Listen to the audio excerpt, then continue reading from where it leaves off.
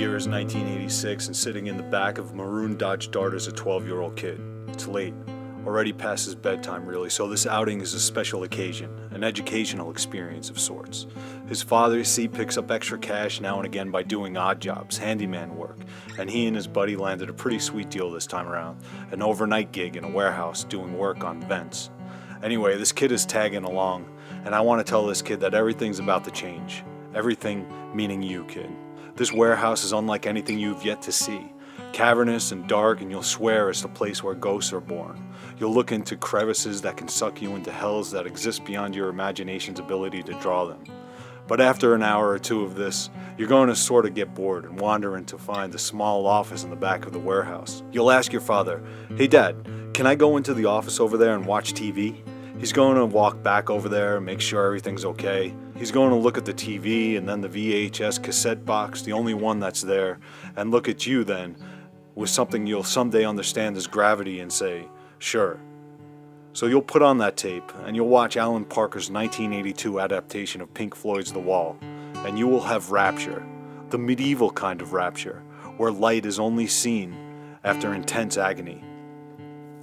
I want to tell this kid, whoever you think you are, whatever system you believe that the world is adhering to, forget it. Put your childish things away. You are about to see the world, your world, with its defenses shattered. A world robbed of its blue skies and fathers. A world where faces make the contortions of terror from trains. A world of blood-filled pools. A world of fascism and torment and hypocrisy and madness. A world where walls are tumbling down on you, kid, whose bricks are smashing into your upheld arms. Oh, kid, nothing I can say can prepare you for what you're about to see. You won't understand any of it, but know that you need to see it, and know that I kind of envy you for it. There will never be an experience like this one again. And I want to tell this kid, in a few years, you'll be an angry 16-year-old under the influence and wandering in corridors of inner space you never knew existed, and you'll move toward madness and self-destruction from your bedroom. And you'll hallucinate in howls of music with the LP in your hands and the film on loop, and the walls around you, the walls of your bedroom will melt and drip and ooze and catch fire, and you'll know the wall as psychedelia.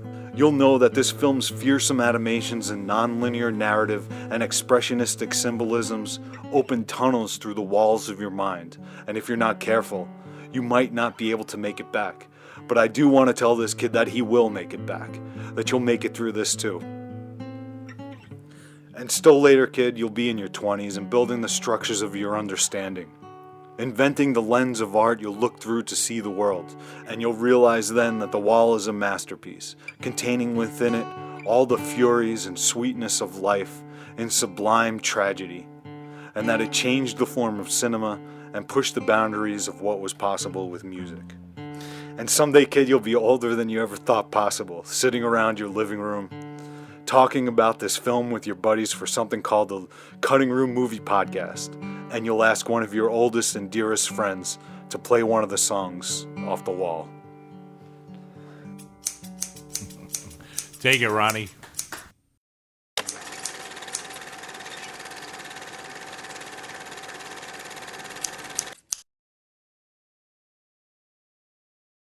Mother, will you think they'll drop the bomb?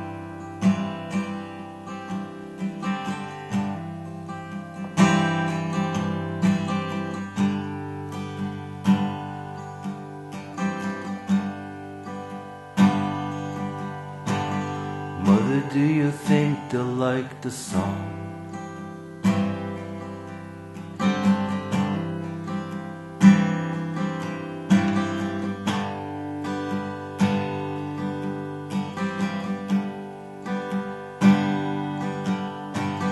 Mother, do you think they'll try and break my balls?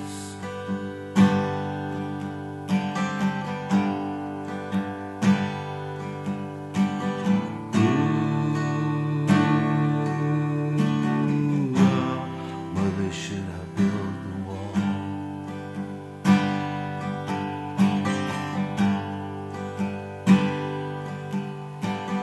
Mother, should I run for president?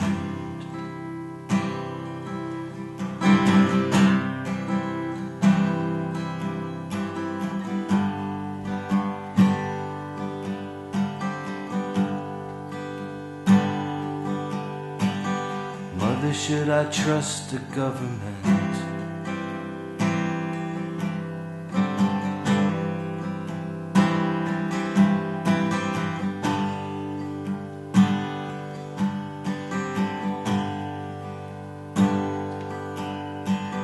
Mother, will they put me in the fiery lines?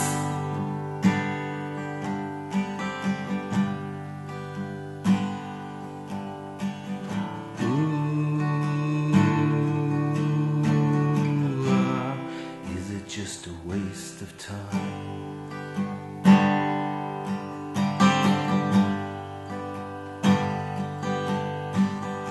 Hush now, baby, baby, don't you cry.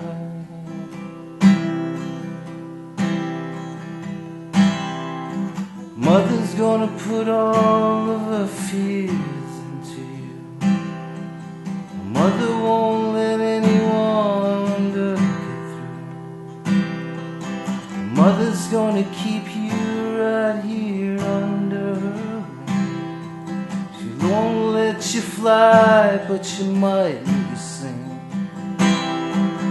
Mother's gonna keep baby healthy and warm.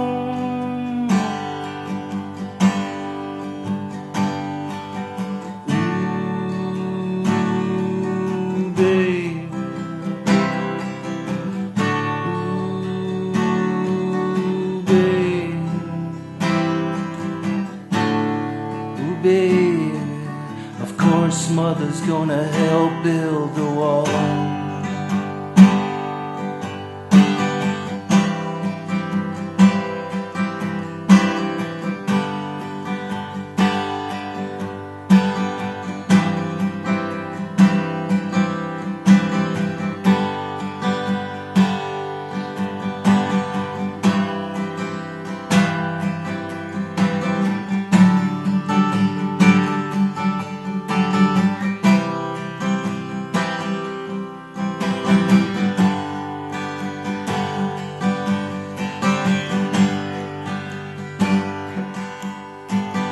Mother, do you think she's good enough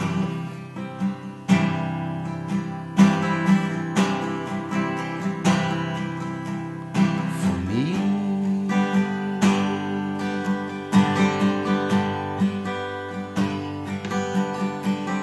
Mother, do you think she's dangerous?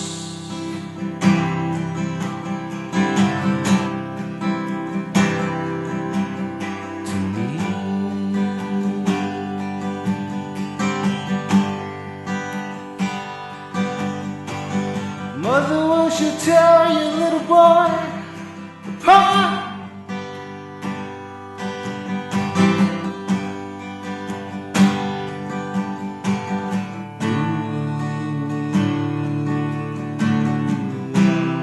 Mother, should I build the wall?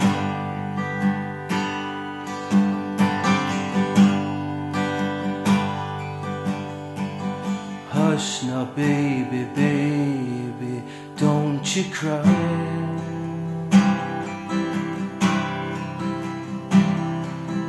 Mother won't let anyone dirty get through.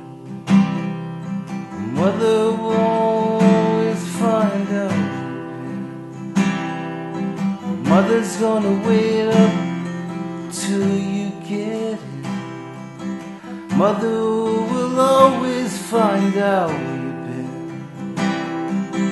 Mother's gonna keep baby cozy and warm.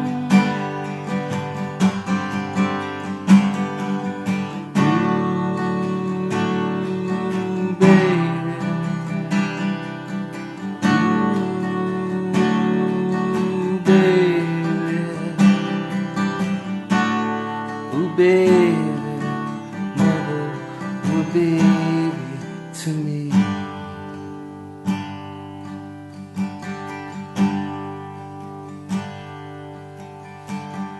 Mother didn't need to be so high.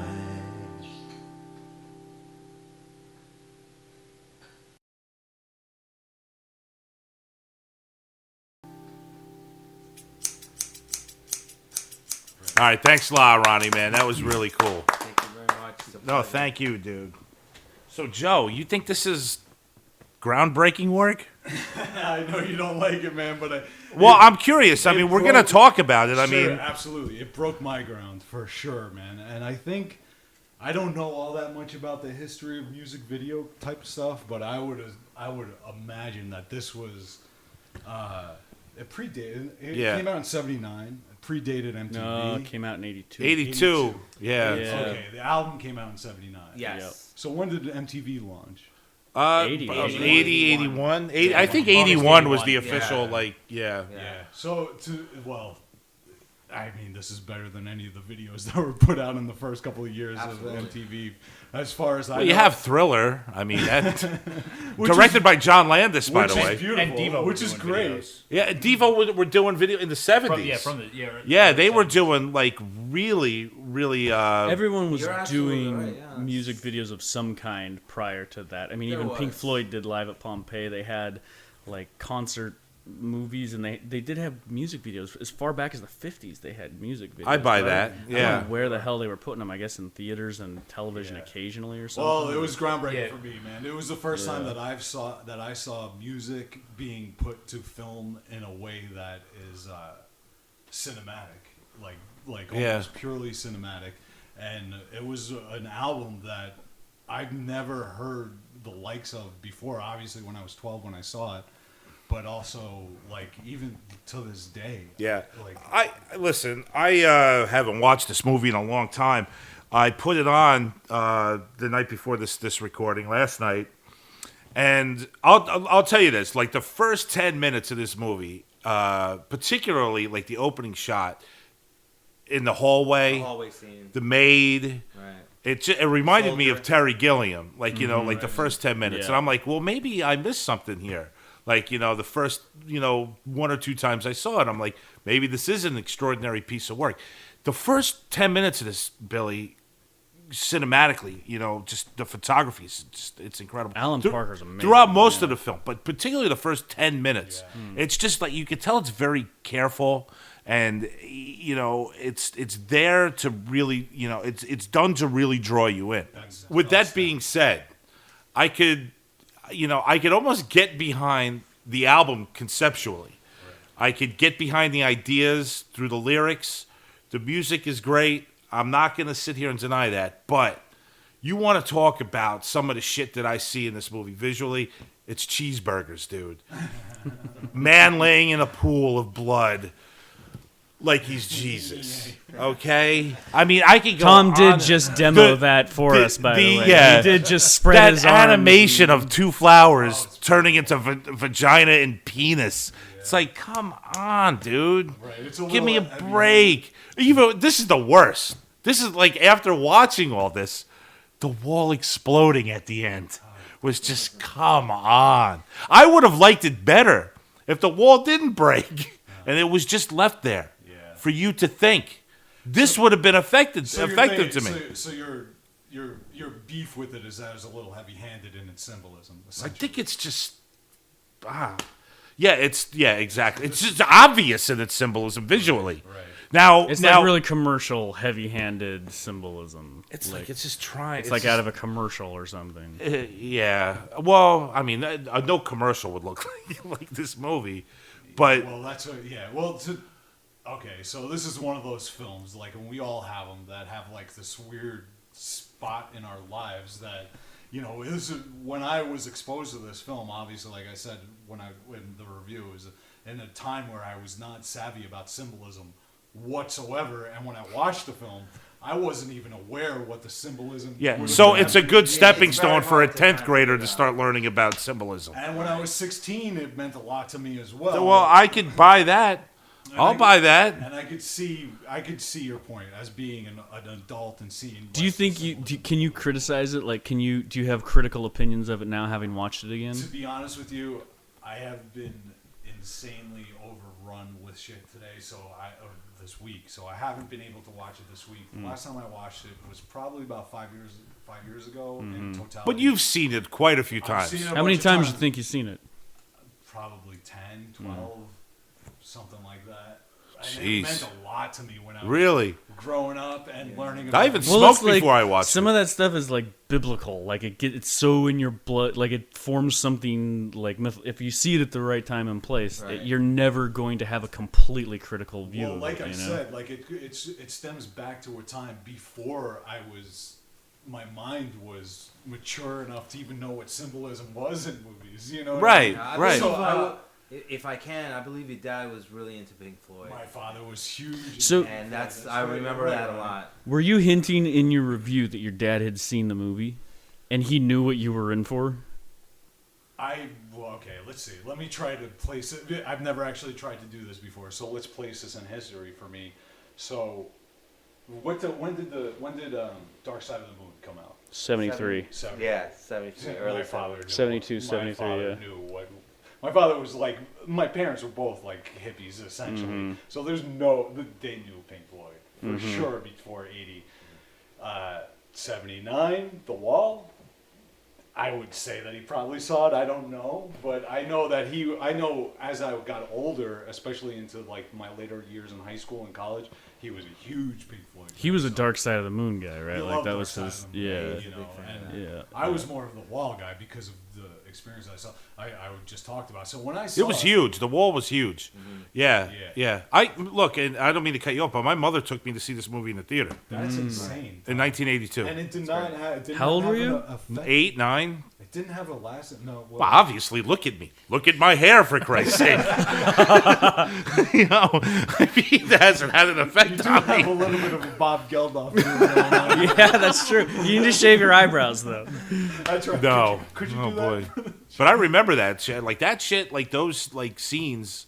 You were really 8 years old. Yes, when, absolutely. My brother, our brother, Chris, That's right. Your mom used to take you to see fucked up movies. he was 2 years younger than me, so, and saw it. He was Wow. 6. I mean, So it did not. I mean, it didn't have had the to. impact, clearly. That yeah, well, you know, you have some nightmares, you know, for a while. But when I rewatched it last night, I remember some of the things that really scared the shit out of me. Yeah. You know, when I was a kid. I mean, mostly, quite honestly, just the portrayal of adults in the movie. You know, how, you know, the teachers and the parents, how they just want to just shush the children and just keep them without thought and I think idea. that Weird, the 'cause heavy part of the movie for me was the adultery part when Pink's wife actually sleeps with someone else. Well, what about the? That kind of turns into like the worst, like for him. Yeah, and the movie kind of fucks with you too in a sense because I thought watching the movie that the mother, and you know, you don't know if she did or not, Right. sleeps with the doctor. Like you know, and they don't show that in the movie, but Yeah, I didn't I even- that kind of didn't- get the I didn't pick feeling that that might have happened for some reason. I don't know I why. do remember that. What about the scenes? The phone calls in part of the movie. Yeah, So the most. So that's interesting. So for Ronnie, like Yeah. the most. He's trying to call his wife, Yeah. and she's Yeah, she's bagging some dude. And again, I didn't watch the full thing last night, but I watched it probably just as much as Joe Yeah, has. we were and, big into it. And there is actually one part of the movie when the blonde-headed girl, which is supposedly Pink's wife, in the actual movie itself, in the storyline, is in bed with another man. right. yeah. And the phone call that he's trying to make is actually to her, Yeah. but she does not pick up. Right. Right. And that it was like. Well, pretty he much picks the up, doesn't he? downfall. Does he pick up? I don't know. in the movie There's he one- does. He does pick up. There's a busy signal for a long time, Right. and then finally when someone picks up, it's hello. It's the dude, right? It's the operator. It's or a little bit whatever different it on is. the album. It's a little bit different on that. There's also tracks on the movie that aren't on the album too. Right. Yeah, it's and very- on other most- albums too, It's right? entirely Right? re-recorded. Most Like of it there's is there's a re-recorded. track It's even not- used on the final cut, which was after. when the Tigers broke free. Right, yeah. right. Yeah, Right. and like I've listened to The Wall so many times, like I can sing it straight through. Like Sing it's it. I've listened to it an ungodly number of times. So when I was watching it last night, I was like, it's amazing how different the actual score is So, compared to the Billy, album version. You're a different age, a slightly different age than all the rest of us here. So, what was your experience? When did you come to it, and when did you? How was the experience for you when you came to it? Well, the movie was when you suggested that I see it in San Diego. I hadn't seen it Really? before that. Yeah, I yeah, don't even remember yeah. suggesting it to you. I'm so. But it was that's because, great. but it was because I was listening to the album. When Right. we worked at that company Civitron. in National City, California, beautiful, Stone's beautiful, throw from the Mexican the border. luxuriant National City, the crown jewel of the Southland. National City. It's National City. It's like they call it a nasty city. I think. Yeah. Yeah, that was the- yeah. That's awesome. It's a few miles north of the Mexican border, and it's basically Sounds like a good time to me. they swept out all the It illegal was. criminals and brought in all the corporate criminals, like Oh. right as we were arriving there.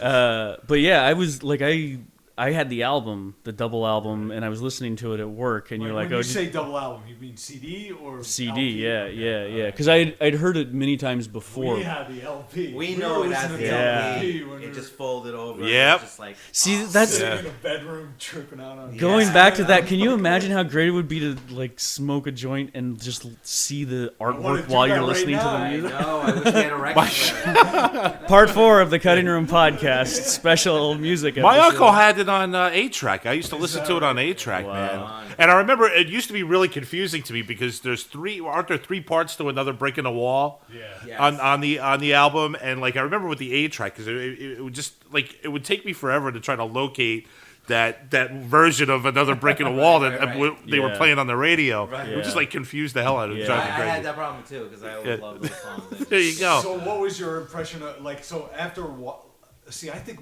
well obviously my first exposure was the movie and when I got older it was like the movie didn't exist and I found the album through friends or whatever one way or the other and I got huge into the album then Right. found the movie again and Right. I was like holy shit this blew my mind when I was way too young to watch it. Yeah. So what was your experience when you saw the movie? I thought it was fucking amazing the first time I saw Really? it. Yeah, yeah. But yeah, it's just hard to explain. Pink Floyd goes back as a group, not necessarily the movie. As music, it goes back into my subconscious because my parents would listen to Pink Floyd occasionally, and as a kid, I was turned on to them in a way that I couldn't even express. Right, like the thing that I was amazed at was that there was music that could give you a feeling of fear. Because Yeah. when I heard their music, Agreed. Yeah. their music, some alarm went off in me that I felt scared. Right. That's amazing, and it like that stuck in my head so much that rock music or I didn't even know to call it. I didn't know what to call it. It was just music. Dread.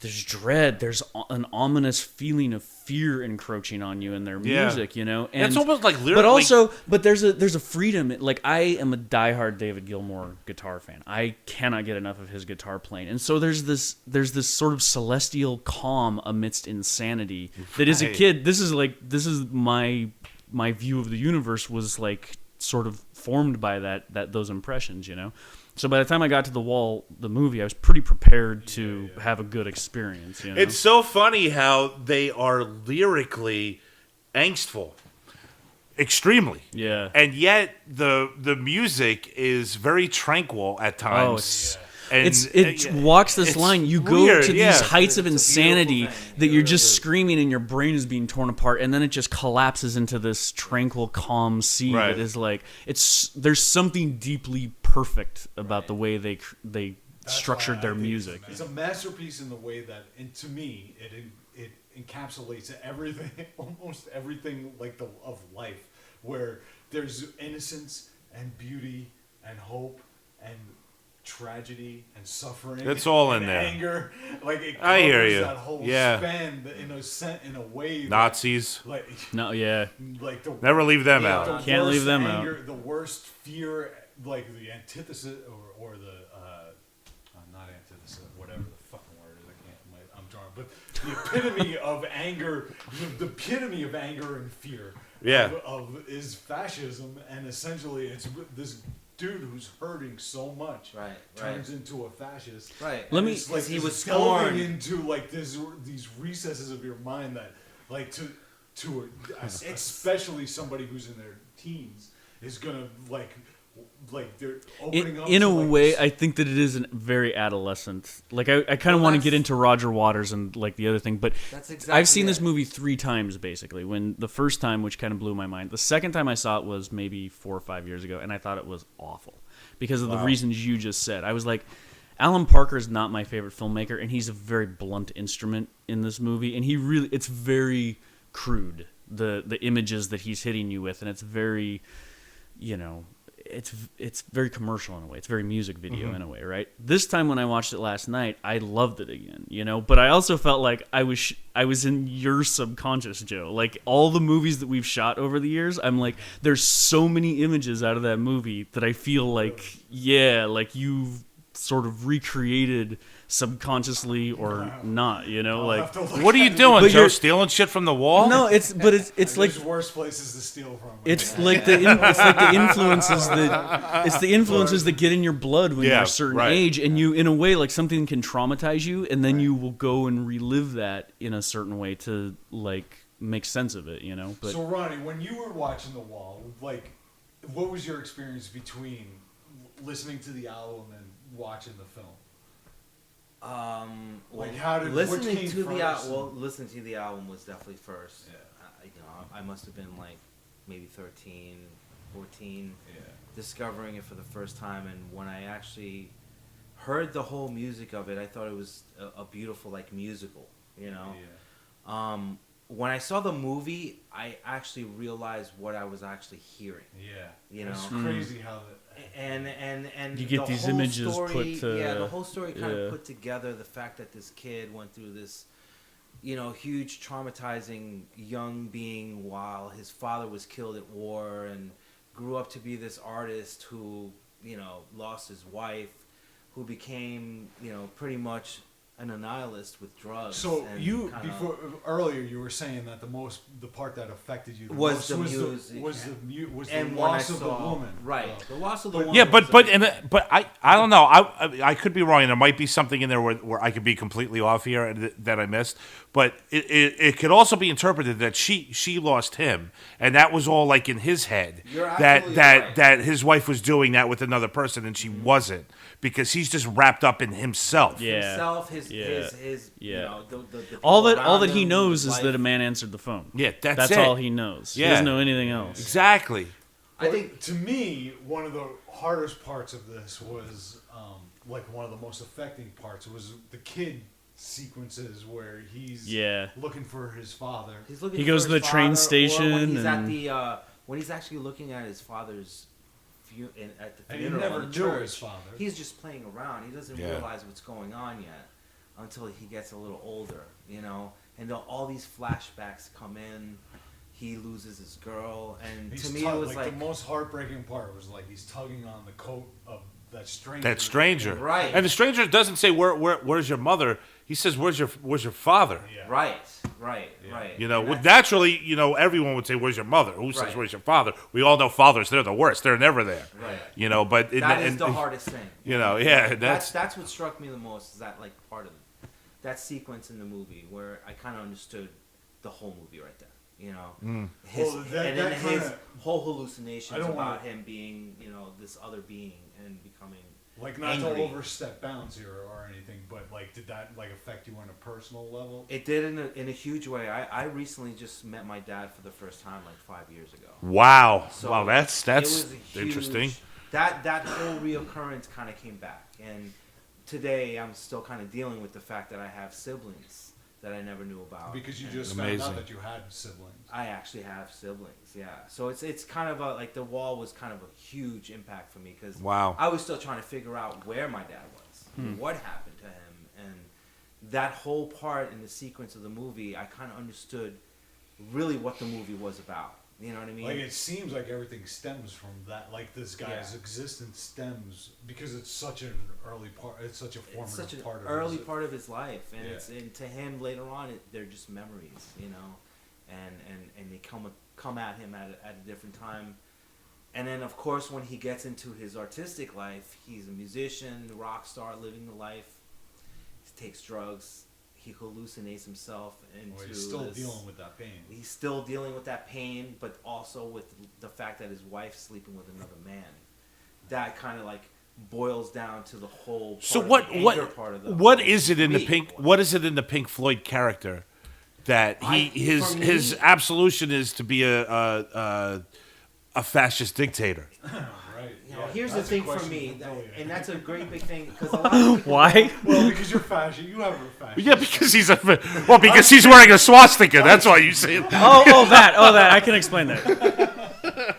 That is a good question, actually. This has actually always bugged me because I always thought that it was the part that least fit into the Wall like myth, right? Like both on the album and the movie, I was like, what the hell is all this fashion? It's intimidating. Like last night watching it scared the shit out of me because I was like, you see all that stuff, you see all the Nuremberg footage, you know, and all that stuff, and it's like it's quaint in a way because it's in black and white and it was a long time ago. But when they recreate it for the modern age, it's really disturbing, man. It's terrifying because that like here, like I feel those rumblings in the modern world today. Like there's chaos in parts of the world. The easiest thing to latch onto is a purist ideology of some kind, you know. Right. And so that was amazing. But yeah, sorry, go on.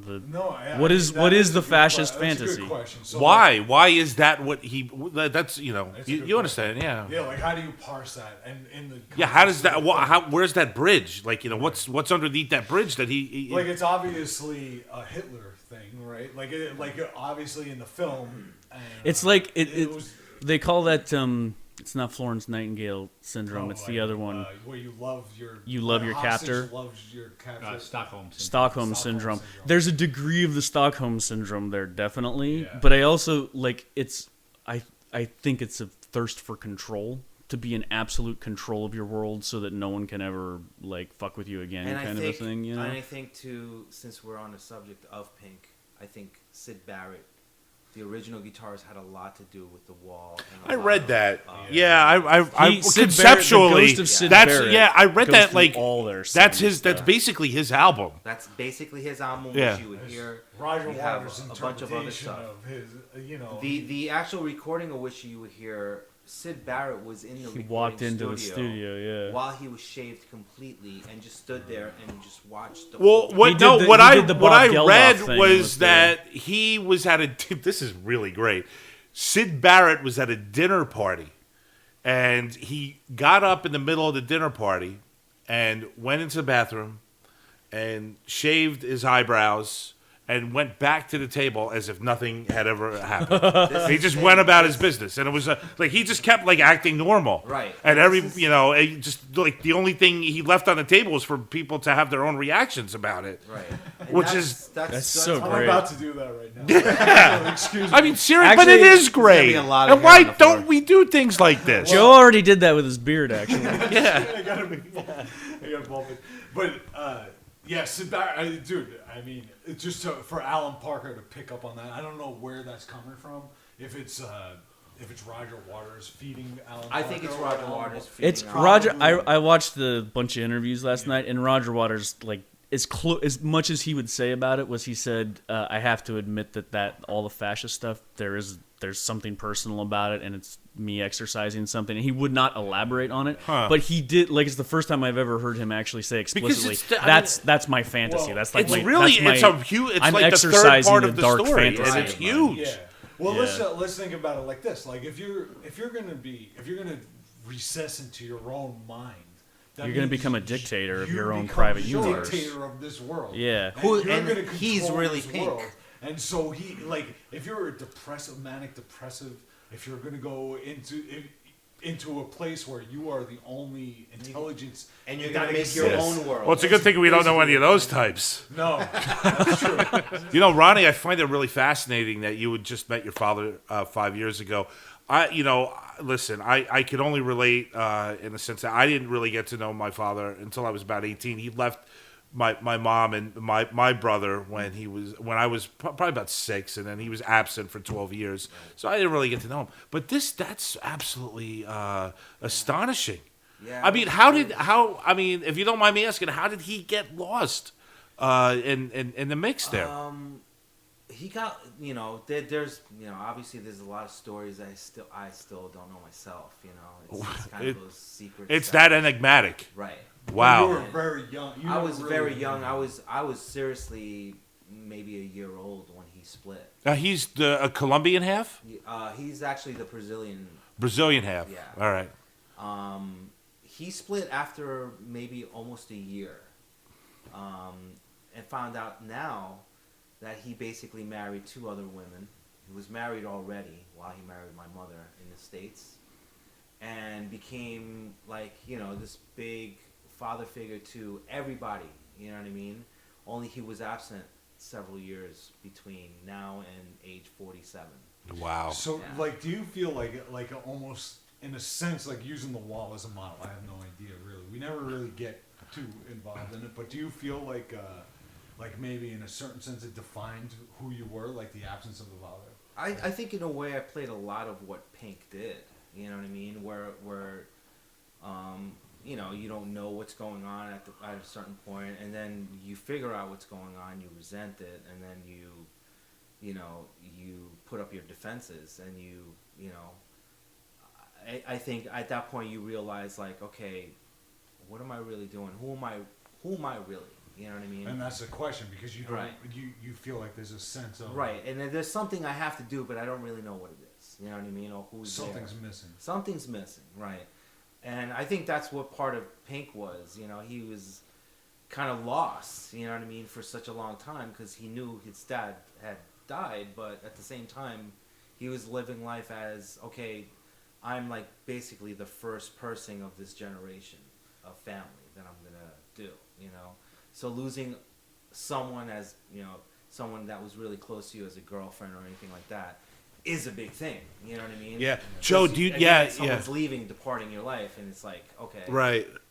I'm just sitting here thinking, and like Pink, I mean, he at some point in his life he has to understand why his father died and the ideas for which his father died. Right. And perhaps maybe that's where the fascism thing comes in, Well, where he feels that he needs to take over He those, numbed himself. those ideas. Right. He The numbed people himself. that put those ideas into place that his father lived and ultimately died by. Right. So he perhaps maybe that's where the whole dictatorship comes in. Right, and that's the whole chaos of his whole life, where Or control. Control, yeah, exactly. yeah, He wants control. control of everything. His wife, his daddy wants to know what's going on. So the An fashion.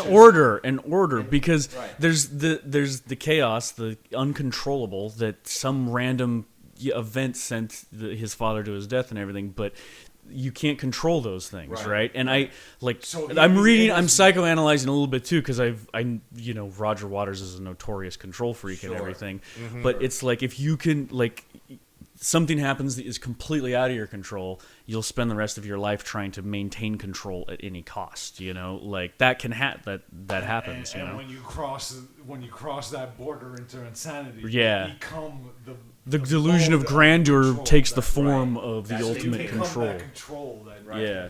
that threw your life into chaos. Right. Yeah. So there you go. I Yeah. think that's as close as But that's also, that's like an interpretation, right? The thing is, like, in a weird way, I can't explain why, but the symbolism works in the story. Maybe it's a Why- completely to me erroneous. anyway. What we're talking about could be completely erroneous, but like that's kind of why I love The Wall. Is it's open to interpretation. There's not a perfect answer to all of that, Right. And I like The Wall coming down, by the way. I like the exploding You wall. did like it. The exploding wall. See, here's the thing. The only thing I knew about The Wall, the movie, prior to seeing it in San Diego was, I had seen clips from it over the years. And I'd seen, they'd show movie montages and stuff. And again, that sense of fear. I'd seen that wall exploding before, and it scared the bejesus out of me. And I Yeah. couldn't tell you why, right? But it's that symbolism that's locked in there at a gut level, What's interesting to me too is that that's not the final shot of the film. Mm-hmm. That scene that they wind up doing after the wall I explodes. had no recollection of that, and The it surprised the me. when I- Molotov the kid dumps Yeah. like a Molotov cocktail Yeah. out into the streets. Right. It was just that. I mean, that's odd. Yeah. I mean, because I don't even know what I don't even know how to interpret that. I thought that I was a kinda really have an beautiful. idea. I mean, little I symbol, can, I guess, actually. but it just It's a little hackneyed, but it's Yeah. like at that one in the midst of chaos. If that one kid decides not to be violent, right. That's that's the what I one- got out of it. yeah, Wasn't he like? it's a little heavy. But that- handed. it can't be that simple, wanted though. to, like, Yeah. write I hope You're it right. isn't. I mean, in yeah. class, and he was like getting a lot of shit from a lot of the kids in class while he was reciting this poem. Poems. Poems. He fancies himself Self a poet. Yeah, who would dare to do something so silly? Right, and he was like, Get back, critical Jack. about Keep your it. hands off my stack. Yeah. Rubbish. Right. That's a song, That's too. money. Tom, you don't feel any. Do you like Pink Floyd in general? No, I've never been a Pink Floyd fan. You don't like the music You know, anyway. Jeff is a Sid Barrett fan, right? Yeah, he's a Right Sid. on, dude. And there were maybe about 10, 15 years ago, he would play Sid Barrett, which I like Sid Barrett, like what I heard. I really like, but no, I just, It's and very- again, it's the same thing with, I do this to myself all the time, where I don't like the Grateful Dead because I don't like the fucking idiots that listen to the Grateful Dead. I don't Like like Fish like because these I don't like two. the fucking idiots that listen to Fish. This happens to So me you a say lot. you don't like me, right? Yeah. Well, Ron don't wanna- and Yeah. Joe, you are both the biggest Fish fans in the world, right? for a while, We're- but I we're haven't for a listened to bit, it yeah. for a long time. But But I do respect. I I don't Very want to young. open a can of worms with you, Tom. Well, this is a music show, so like I've like there was a point, and I'm not going to talk about you. Like I'm not going to do that. Gonna Well, thank just you, I appreciate generally it. But ignore there you was for a the rest point- of the show. Actually, it happened with the Grateful Dead, where like there was a point where I cornered myself into being a deadhead, and I was just like every piece of music had to be compared to what the Grateful Dead could See, do. this or is what Jam. I have problems Well, with. this is exactly what I'm going to tell you. There was a point where like I realized that I'm comparing every other piece of music to the Grateful Dead, and I realized it's silly. You have a disease. and it's yeah, He's right. It was terrible. You It were is. diseased. So at that Yeah. right at that point, I said it was great because it was like a wall breaking down. Yeah, Right. To yeah. bring it back, and I was just like, Yeah. let me find every piece of fucking music. First, I started with every piece of music that influenced the Dead, which brought me to jazz and bluegrass, and Bluegrass, country, country, and folk. folk, Right. and blues. And I was just like, holy shit! It was just like I just Yeehaw. It was like I saw the fucking world, you know. And Yeah. so like I have no judgment or identification with any sort of music. Right. And so this way, I'm And I don't free think to- you do. And I wouldn't. I wouldn't do free that. away with him. Like right now, like I'm open. Like I don't care Right. if it's a teen band that my 12-year-old girl, Right. daughter is listening to. I'm gonna listen to it. I'm free to listen to it. Yeah. So it's like very freeing. To And I wouldn't honestly shove either one of you two into a corner and label you as listening to a particular. I haven't Type listened of to this music. dead Here- series I of wouldn't. fish in And here's the years. thing with that too, that whole like category. We weren't necessarily deadheads, right? We loved Like the Bird. music that they were doing. We loved the fact that they were still in their 50s and 60s and doing what they were doing when they were 19, 18. To me, that was like a historical Gospel. American band still fucking doing what You they did wear a lot of tie dye, though, did you not? we made tie-dye shirts. Answer the question. No, not really. We actually Remember, made you're tie-dye under shirts oath. for a fish show, I think it was. Yeah, we sold some tie-dye. Yeah, we for a sold- we while sold when some we were tie-dye. 16 and 17. And we bought Which was tickets fun. with that money. Oh, that's hilarious. So maybe I guess And we mushrooms. were deadheads. I guess for a little bit. But yeah, finding fish. But it was the music finding, really that actually got me finding into it. fish was a way for us to find something fresh and new. With of- that band, I related discovered to it. Americana music.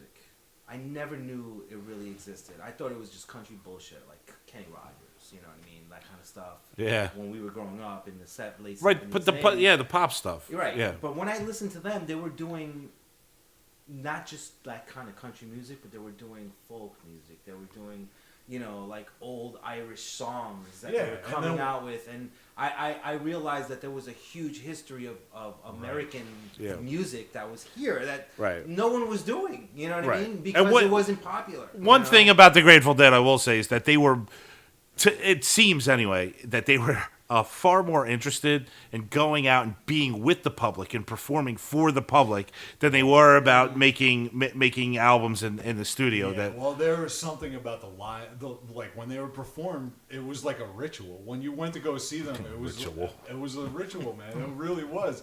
It was a whole bunch of people convening and seeing what was gonna happen. There's a vibe in this. yeah, it was They- awesome. they Sharon took Soap. something- their thing of just Sharing going out there and playing for Listen, a very when you have a personal band, audience is like out of 300, more is you know sort of like more punk than just the idea of playing like 3-chord music. And listen, I bashing. for me it was musically, and I thought, you know, a band 365 days out of the year, if they can play almost 300 days out of those years, that's a real American band that just tours the United States. And just Yeah. There And they wasn't didn't a band stop. who was doing it. And for it the- wasn't No, like I hear every you, and 5 years they that's stop and that's tour. awesome. They were doing every season. But what about these clowns that would go see him though? Well, it's that's true, a different man. story. They're- Yeah, it's that's a- a different story. Well, I will tell you this. There Like was a- Springsteen, the there people that have I just don't like to Catalog belong to something. 600. And even with punk rock, it's the same thing with punk rock. Right. You know, Yeah, but punk rock well, is- I don't need to have a Punk rock particular music, look. They played the same song exactly the same way. The What, reason punk rockers yes, punk rock music is played the same I way. mean, we could argue on that. every- I mean, I don't know. Did you Billy's still have gotta that? go. If You still got that ring that you were if gonna you set put up three and a couple of blunt instruments? together, We're gonna get into and the you pillow punk fights. that out, and you rock it the same way at a 2 minute. You know how it is. 2.5 minute song. It's gonna be the same way. Well, here, let me intervene. There's a here. lot of variety. Let me with intervene There is, here for there a is. second. Let me intervene here for a second. I think that Before a fist fight American- breaks out. American music, you find the music that is important to you, and you identify with it. And right? so and that's this interesting. So because this music, yeah, like honestly, if anything, it is direct. All anything that it's directed at kids. It's directed at kids. Because Right. those are the new those are the new listeners. Those are the Right. you're So going to what- listen to something as a kid, and that's going to carry on for the rest of their life. becomes you kind Ron- of you build your identity. Very on rarely- music. Ron and Yeah. I like And are that's the new group of excited people. Right. So very Right. So you identify. So like you identify with punk, or you identify with neo hippie, whatever. At some point, you realize that those bands aren't you, and so you like at some point, like I did, at least I did. I realized that I was shutting myself out from a lot of other different types of music Right. because I was only identifying myself with one sort of music. And so as soon as I released well, it's that, like sports fans. I'm a sports- Chargers fan, and I'll Exactly. always be a Chargers fan till the day I die. I'll be a Chargers. That's fan. amazing. Identification Like, what- is- what- That's why? fun. That fucking amazes me. Identification only Football? separates. Here's I'm not a here's- Chargers fan. Here's what I've found is that identifying yourself with one particular thing, the only thing that really accomplishes, it makes you feel better, especially when you're a kid trying to figure out who you are. It's great, but at some point, at least I did. I realized that all it does really is separate you from everybody else. But that's why I say it's like sports fans. You choose a tribe, and then you go to war with the other tribes. That's right. Every time you get It's into true. a bar, and your team is playing against the other guy's team, and you get to yell and scream at each other. But it's just music. So it's just music, and it's all great, which is Yeah. wonderful. But just think about, like, say that, say we're back in 1994 or whatever, or 2, when Michael Jordan's playing, and you're a Knicks fan. So now you can never enjoy the beauty of that dude playing basketball while he's playing basketball. Well, that's because unfortunate. You identify yourself. But with him. and I don't want to get it. I don't want to turn this into a sports podcast right now. But you're right. It's unfortunate that people can't recognize the beauty in things that they might not feel that they are a part of. Yeah, because by identifying yourself with something that's very small, it means that you're blocking yourself off from a wide array of shit. Right. You're right. Right. You're right. Right. And that's sad. I was actually told at one point by a guy, like I have omnivorous music taste for the most part. I was told by a guy at one point, you just can't choose what you like and don't like. And I'm that's like, well, what the hell are you That's talking exactly about? right.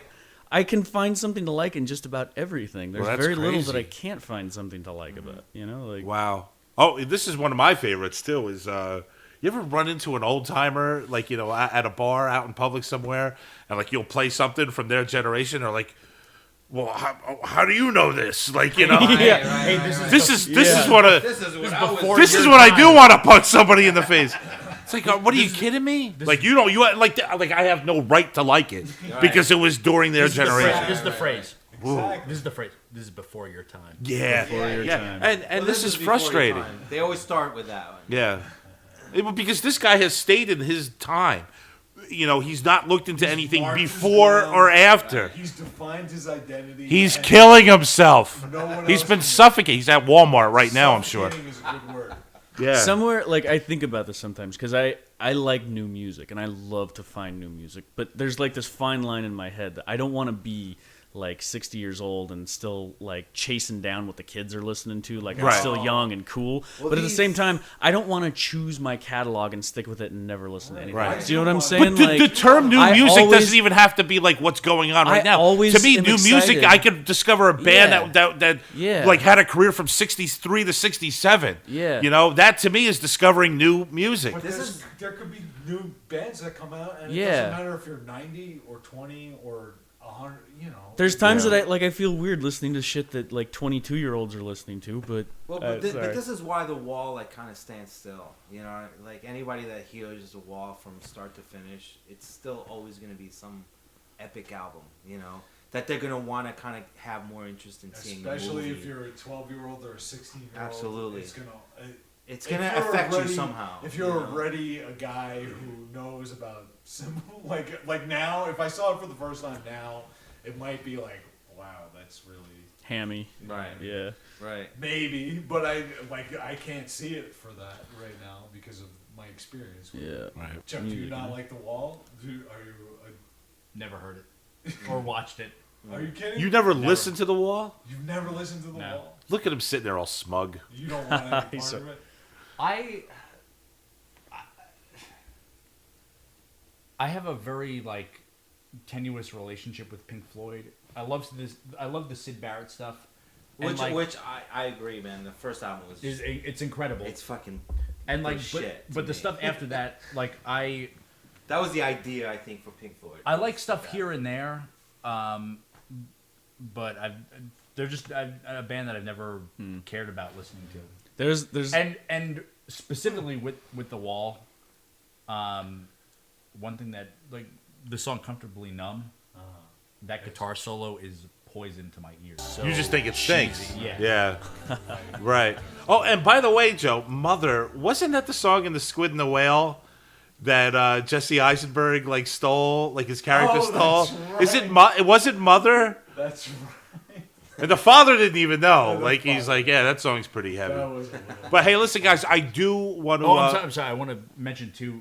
My favorite part of post Syd Barrett Pink Floyd is in the song "Wish You Were Here." There's those two segments that where it sounds like Tangerine Dream synthesizers.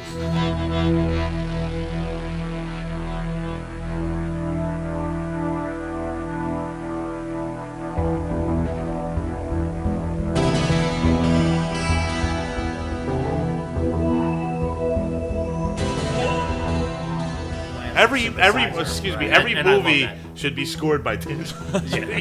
you guys are The big fans perfect- of Legend, aren't Perfect world. No. What, the film Legend? you? Yeah. No. That's all Tangerine Dream, wall to wall. I love Tangerine Dream because they did, didn't they do Thief and Michael Mann's early stuff? Yeah. Yeah. Like, you know, they did Thief and Manhunter, I think, right? And Risky Business. And They did 3 O'clock High. and too. one of my favorite apocalyptic films, Miracle Mile.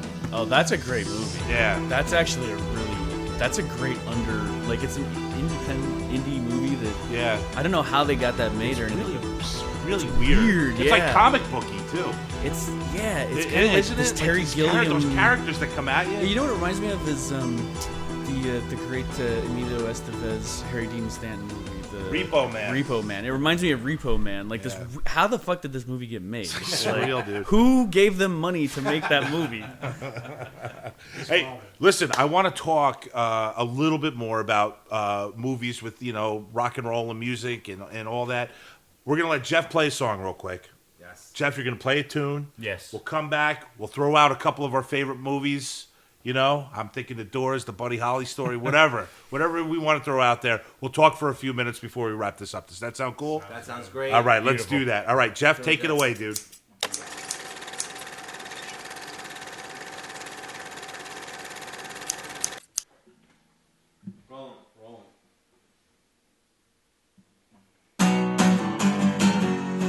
Everybody is breaking down. Through the window there's no sound. The shredded tire all over the ground. Just take a look around. An airplane came out of the sky. It hit the highway we drove by. An accident or a cruel trick of fate. It's a long time to wait.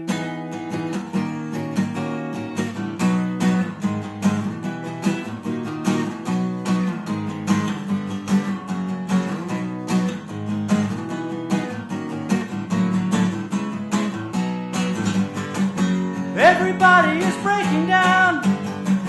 Through the window there's no sound. We're spilling oil all over the ground. We're sliding all around. Don't wish them dead. It could be someone you know. You can never tell till you get too close. By then it's too late. It's already been said. You just couldn't bear to wait. Now it's said.